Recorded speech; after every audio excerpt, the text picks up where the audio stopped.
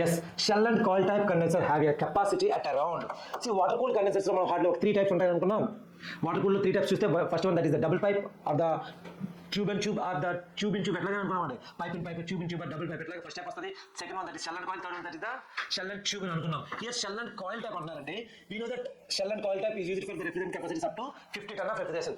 So water cooled condensers లో normal గా 3 types అని అనుకుంటే సార్ నోట్ చేద్దామండి.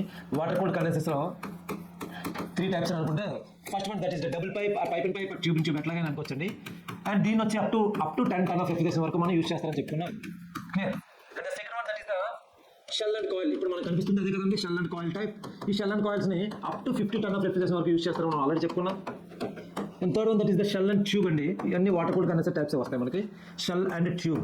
ఈ shell and tube is for larger capacities 100 TR నుంచి 100 దట్ ఈస్ 1000+ TR వరకు మనం యూజ్ చేసుకోవచ్చు అని చెప్పుకున్నాం. Here up to around shell and coil అంతవరకు యూజ్ చేస్తారంటే up to 50 ton of refrigeration option is right.